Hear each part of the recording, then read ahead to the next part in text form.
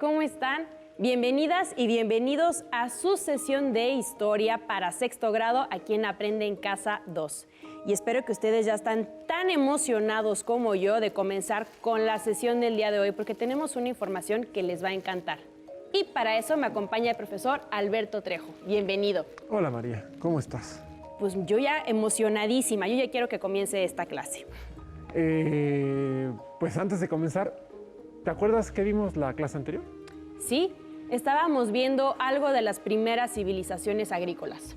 Así es, estuvimos estudiando varios rasgos generales de las primeras civilizaciones agrícolas del mundo. ¿Te acuerdas de algo en particular? Recuerdo que esas primeras civilizaciones agrícolas se desarrollaron en los márgenes de grandes ríos para aprovechar precisamente el agua disponible y poder subsistir. Bueno, pues sí. Y en esta clase ahondaremos en las características de la que es considerada la primera civilización agrícola de la humanidad. ¿Y cuál es? Nada más y nada menos que Mesopotamia. Muy bien, pues vamos a conocer más acerca de Mesopotamia entonces. Bueno, desde nuestras primeras clases sobre la escritura mencionábamos que Mesopotamia fue una civilización que se desarrolló en las riberas de dos ríos. ¿Cuáles son esos dos ríos? Es el río Tigris y el río Éufrates. Eso no me suena a que estén en México. No, de hecho no.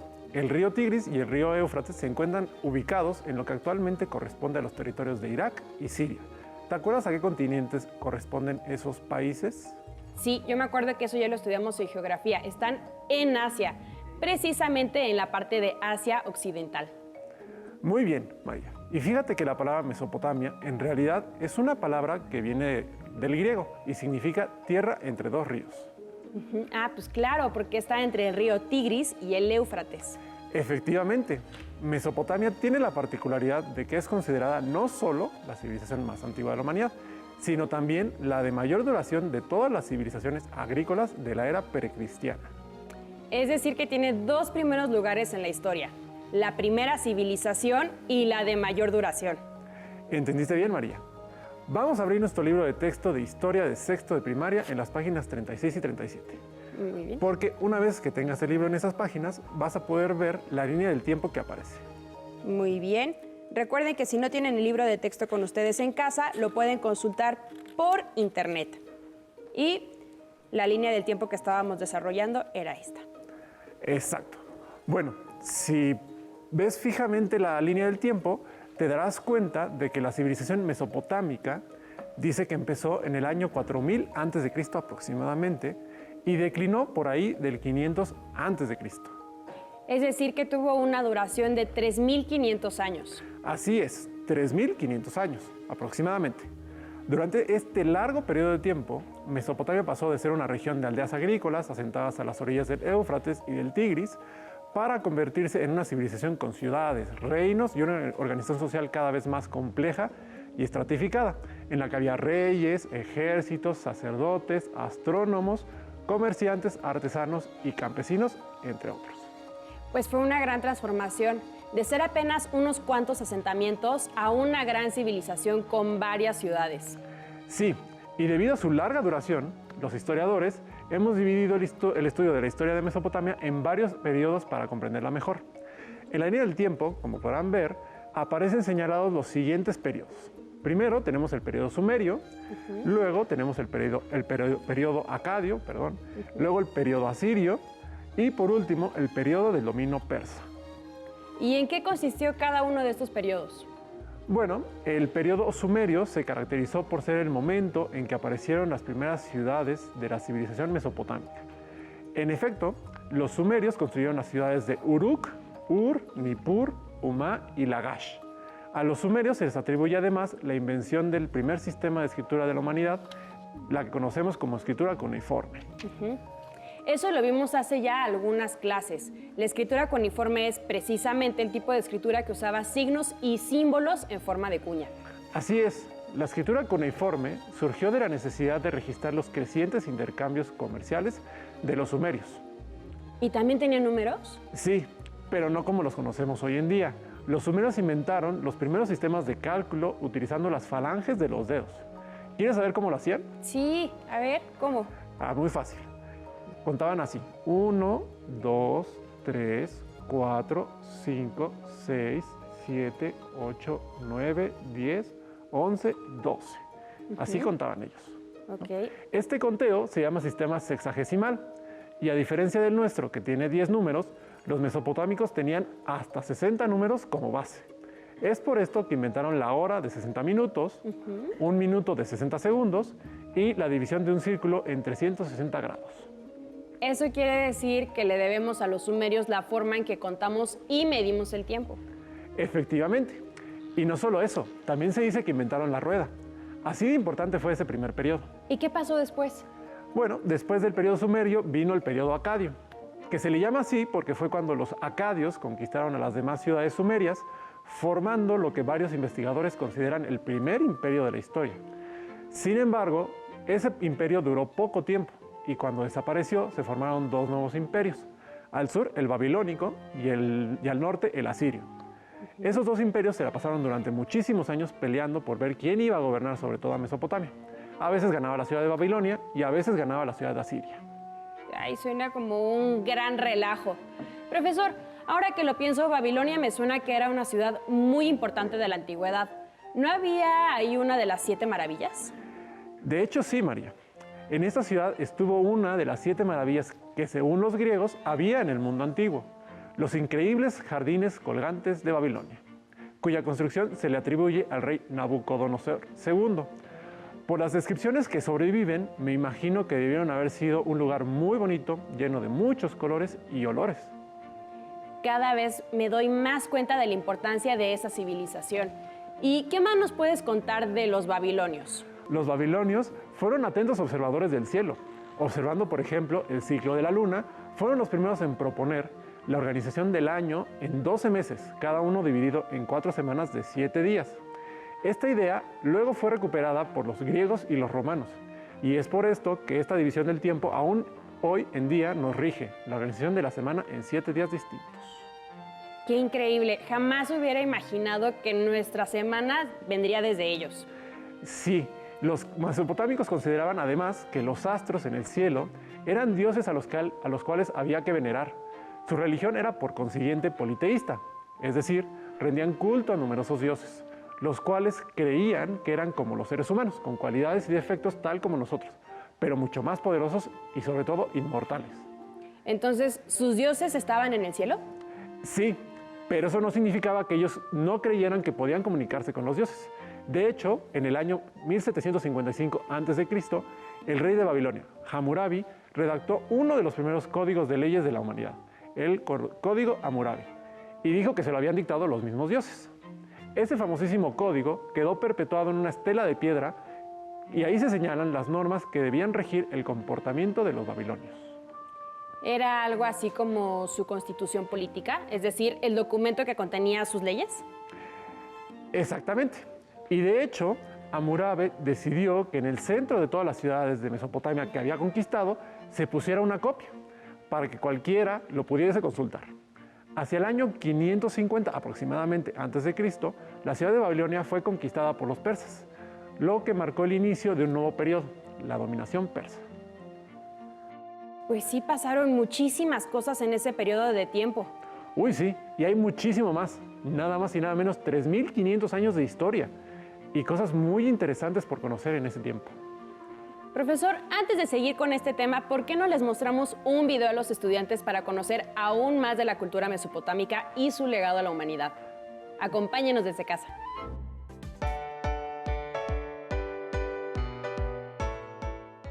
Emma, ¿ya pensaste qué sala del museo vamos a visitar? Sí, vamos a la sección de geometría. Dicen que en la sala de audiovisual reproducen un video de su historia. De acuerdo, vamos. Por acá, Mateo. Está por empezar. La geometría en Babilonia. Los babilonios vivieron en Mesopotamia entre los ríos Tigris y Éufrates. Se les atribuye la invención de la rueda aproximadamente en el año 2000 antes de nuestra era.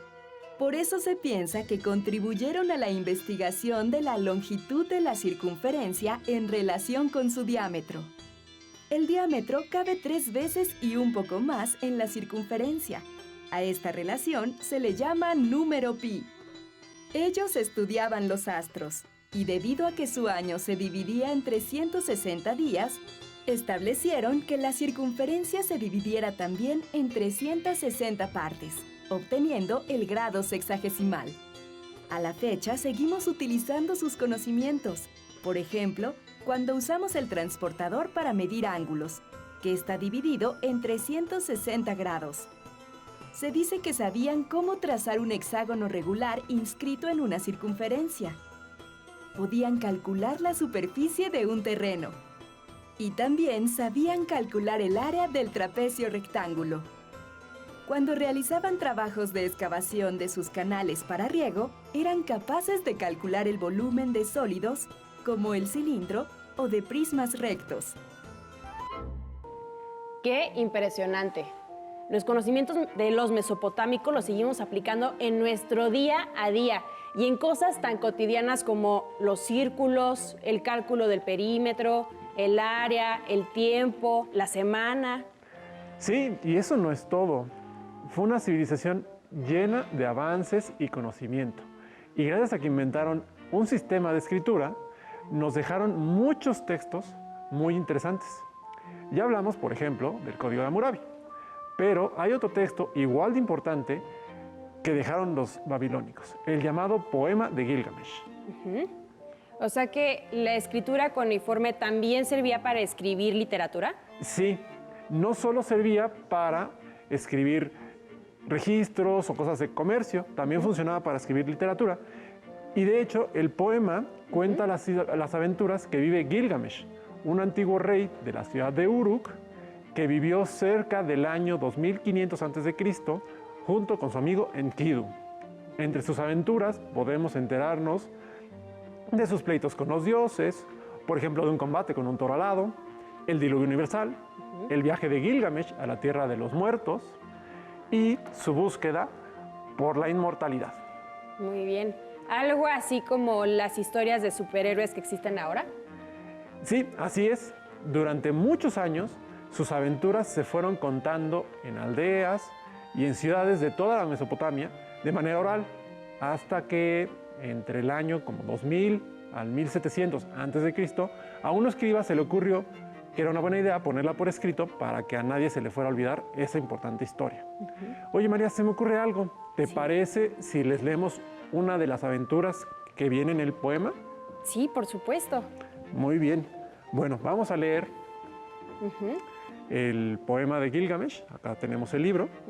Y vamos a leer la aventura que viven al ir al bosque de los cedros. Enkidu tenía llenos de lágrimas los ojos, tristeza en el corazón, se sentía abatido. Gilgamesh se volvió hacia él y así habló a Enkidu. Amigo mío, ¿por qué tus ojos están llenos de lágrimas? Triste tu corazón, ¿por qué estás abatido? Enkidu tomó la palabra y habló hacia Gilgamesh. Los lamentos, amigo mío, paralizan mis músculos. Sueltos mis brazos, mi fuerza disminuye. Tomó la palabra Gilgamesh y así habló a Enkidu. En el bosque habita el feroz Jubaba. Tú y yo lo mataremos y suprimiremos de la tierra la maldad. Iremos a cortar los cedros. Tomó la palabra Enkidu y habló así a Gilgamesh. Amigo mío, lo aprendí en la montaña cuando merodeaba yo con la manada. Por 60 dobles leguas se extiende el bosque. ¿Quién penetrará en su interior? Es tormenta el rugido de Jubaba. Su boca es fuego. Su aliento es muerte. ¿Por qué deseas acometer tamaña empresa? No se ha de entablar una batalla contra la morada de Jubaba. Tomó la palabra Gilgamesh y habló así a Enkidu. Al bosque de los cedros he de subir. Al bosque de los cedros he de ir. A la morada de Jubaba. Tomó la palabra Enkidu y habló así a Gilgamesh. ¿Cómo podremos ir nosotros al bosque de los cedros? Su protección es Ver, ser poderoso que no duerme. Ver, protector de Jubaba, es el mismo Adad. Para cuidar el bosque de los cedros, posee 7 terrores. Tomó la palabra Gilgamesh y habló así a Enkidu. ¿Quién puede alcanzar el cielo, amigo mío? Solo los dioses moran con Shamash en el cielo eternamente. La humanidad tiene sus días contados. Todo cuanto hace es viento. ¿Ahora temes tú a la muerte? ¿Dónde está tu gran valor? Iré yo por delante. Para oír tu voz, para decirte, acércate, no temas. Y si sucumbo yo, que mi nombre sobreviva. Gilgamesh con el feroz Jubaba en combate se trabó. Tú naciste y creciste en la estepa y los leones te atacaron. Todo lo sabes. Tu miedo me enfurece. Pondré manos a la obra para cortar los cedros y lograr así un nombre eterno. ¿Quieres seguir leyendo, María? ¿Sí? Está acá. Muy bien. En la puerta, la de Uruk, de 7 trancas, para oírlo la gente se juntó. Había algarabía en Uruk, las plazas, y al oír Gilgamesh el alborozo de Uruk, las plazas, hizo que el pueblo frente a él se sentara. Y dijo entonces Gilgamesh a la gente de Uruk, las plazas, lucharé contra el feroz Huwawa. Iré a ver, dijo Gilgamesh, aquel de quien se habla, aquel cuya fama alcanza al mundo entero. Lo atraparé en el bosque de los cedros. Se proclamará en el país cómo es poderoso el retoño de Uruk. Muy bien. Con mis propias manos cortaré los cedros, perdurará mi nombre para siempre, dijo Gilgamesh. Los ancianos de Uruk replicaron a Gilgamesh. Eres joven, Gilgamesh, tu corazón te impulsa, pero no sabes lo que quieres hacer. Nosotros hemos oído que su aspecto es espantoso. ¿Quién podrá oponerse a sus armas? Por 60 dobles leguas se extiende el bosque. ¿Quién penetrará en su interior? Es tormenta el rugido de Jubaba. Su boca es fuego, su aliento es muerte. ¿Por qué deseas acometer tamaña empresa? Contra la morada de Jubaba no se ha de entablar una batalla. Al oír lo que decían sus consejeros, riendo Gilgamesh con sus amigos, respondió: entonces diré así, amigo mío, puesto que tengo miedo, habré de ir. Que tu Dios esté contigo, dijeron los ancianos, y te haga tomar el buen camino de retorno a Uruk. Después, Gilgamesh emprende el camino hacia el bosque, junto con su compañero Enkidu, y al final logran llegar al bosque. Se enfrentan contra la feroz bestia Jubaba. Y dice el texto: Gilgamesh oró a Shamash al llegar al bosque. Delante de Shamash corrían sus lágrimas. Lo que en Uruk prometiste a Ninsun, recuérdalo ahora, asísteme y escúchame, decía Gilgamesh. De Gilgamesh, del retoño de Uruk, Shamash escuchó la plegaria. Inmediatamente se escuchó un grito de alarma. Desde el cielo, Shamash gritó: «Rápido, hazle frente antes de que regrese al bosque, que no baje a su guarida. No se ha revestido de sus 7 corazas. Lleva solo una, se ha quitado 6». Enkidu y Gilgamesh se tomaron las manos. Como toros furiosos, embistieron. Por primera vez, Jubaba lanzó un grito de terror. Gritó el guardián del bosque. Por el momento, me parece que tenemos una actividad que podríamos hacerle pues, para que los alumnos pues, puedan recapitular un poco y tener un poco más de noción de qué hemos visto en esta clase. Así es. Si mal no recuerdo, es un crucigrama, ¿cierto? Sí. Bueno, pues ¿por qué no? ¿Te parece si te hago las preguntas y tú pues pones las respuestas? Por favor. supuesto, sí. Ahora en su pantalla va a estar apareciendo el crucigrama, los espacios, que ustedes también espero que nos ayuden a ir contestando desde su casa. Muy bien. Bueno, pues empezaremos por las verticales. Muy bien. Vamos a ver el crucigrama. La primera vertical. Su nombre significa tierra entre 2 ríos. Se ubica en lo que actualmente conocemos como Irak. Uy, lo estuvimos viendo desde el inicio de la clase. Es Mesopotamia. Sí, es correcto. En la siguiente. Nombre de la ciudad más importante de la civilización mesopotámica. Uy, la acabamos de ver, que los jardines, que eran Exacto. importantes. Babilonia. Correcto, muy bien. Luego vamos a las horizontales. La primera, que es la 3. Es el primer sistema de escritura de la humanidad, que seguramente reconoces y ubicas. Tiene forma de cuña o triángulo y se realizaba con cañas en tablillas de arcilla. Uy, vimos que el nombre tiene que ver con justo esa forma, cuneiforme. Exactamente, muy bien. Luego la 4 el nombre de uno de los códigos legales más antiguos del mundo. En él se encuentra la ley que dice, por ejemplo, ojo por ojo y diente por diente. Seguramente la recuerdas. Sí, vimos que también tenía el nombre del rey y es Hammurabi. Correcto, correcto. Y ya por último, es la forma de religión en la que se rinde culto a varias deidades. Ah, que si son muchos dioses, entonces se llama politeísmo. Exactamente. Pues bueno, con todo lo que hemos visto en la clase, tenemos entonces que los logros científicos y culturales de Mesopotamia fueron preservados por los griegos y los romanos y se incorporaron más tarde a nuestro patrimonio cultural, dejándonos un legado extraordinario que se fue transmitiendo a lo largo de los siglos. Algunas cosas que aprendimos de ese legado que nos dejaron los mesopotámicos fueron, por ejemplo, la invención del primer sistema de escritura, que ya lo hemos visto en clases anteriores, la escritura cuneiforme, ¿no? También la invención de la rueda, también uno de los primeros códigos de leyes, el llamado Código de Hammurabi, también una forma de contar, el conteo sexagesimal, que recordarán que es con la mano y las falanges de los dedos, también la organización de la semana en 7 días y varias cosas más que nos dejaron los antiguos mesopotámicos. Es impresionante la cantidad de conocimiento que aún prevalece hasta nuestros días. Como ven, muchos ecos de la civilización mesopotámica siguen resonando en nuestro presente.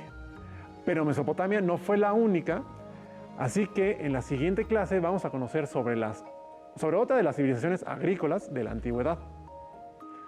Yo ya no puedo esperar a saber un poco más de todo esto que me ha dejado impactada el día de hoy. Sin duda, todavía hay muchas cosas más por saber de estas civilizaciones antiguas.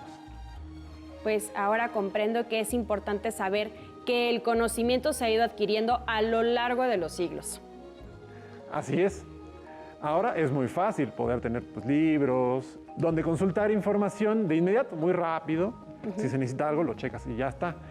Pero no nos damos cuenta de que ese conocimiento tardó siglos y siglos en desarrollarse y tuvieron que pasar muchas civilizaciones antes de nosotros para poder adquirirlo. Y hay inventos que revolucionaron por completo, como la rueda. De hecho, entre otras muchas cosas que los mesopotámicos aportaron a la humanidad. Ya iremos viendo muchas otras en las clases posteriores. Perfecto. Pues, maestro Alberto, muchísimas gracias. Gracias a ti, María. Si te es posible, consulta otros libros y comenta el tema de hoy con tu familia. Si tienes la fortuna de hablar una lengua indígena, aprovecha también este momento para platicarla y platica con tu familia en lengua materna. Hemos terminado con Civilizaciones Agrícolas, Mesopotamia. Y espero lo hayan disfrutado tanto como Alberto y yo.